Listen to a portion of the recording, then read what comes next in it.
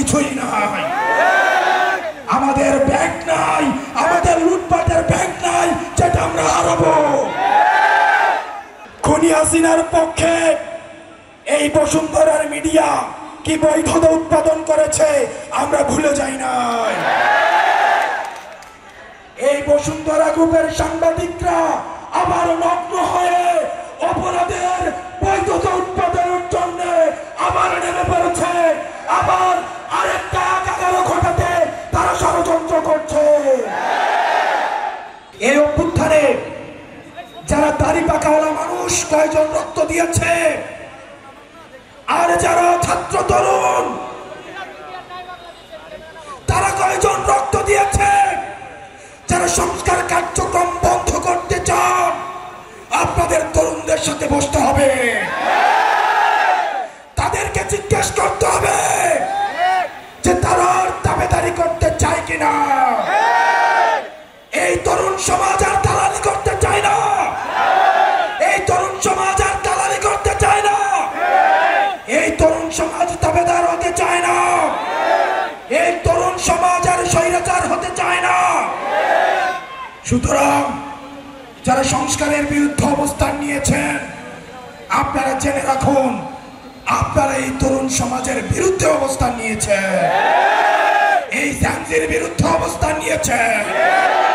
দাড়ি পাকাওয়ালা মুরব্বীরা ফেল করেছে, বাবারা ফেল করেছে, তখন সন্তানেরা রাস্তায় নেমে এসেছে, বাবাদেরকে কাঁধে কাঁধ পেতে দিয়েছে রাস্তার মধ্যে যে আমি যাচ্ছি, আমার কাঁধে হাত দিয়ে দাঁড়াও। বান্ডেল থাকলে প্রতি সেনমানিতে টাকা বাঁচবে। বিকাশ সেনমানি বান্ডেল কিনে জিতুন প্রতি লেনদেনে। জেল থেকে বের হয়ে এসে কেঁদে কেঁদে বলে আমার মাসুম বাচ্চারা,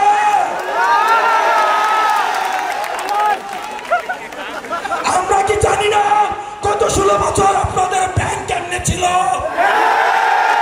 আপনাদের ব্যবসা কেমনে ছিল, আমরা সব জানি।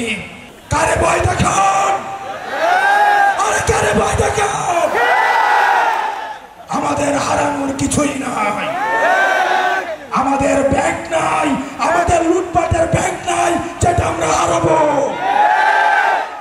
আমাদের শুধু আছে ভালোবাসা মানুষের, আমরা সেটার জন্য রাস্তায় এসে আবার আমরা জীবন দিব। ডিসিএসপিদের বলছি, আপনারা যে ভালো ব্যবহার করছেন আমরা জানি, আপনারা চিপায় পড়ে আমাদের সাথে ভালো ব্যবহার করছেন। যদি হাসিনার পতন না হতো তখন এই ডিসিএসপিরাই গণভবনে প্রমোশনের জন্য লাইন ধরত। আমরা সাংবাদিকদেরকে দেখছি, আমরা সাংবাদিকদের উপর নজর রাখছি। এই সাংবাদিকরাই জুলাই অভ্যুত্থানে আমাদেরকে সন্ত্রাসী আখ্যা দেওয়ার জন্য হাসিনার পক্ষ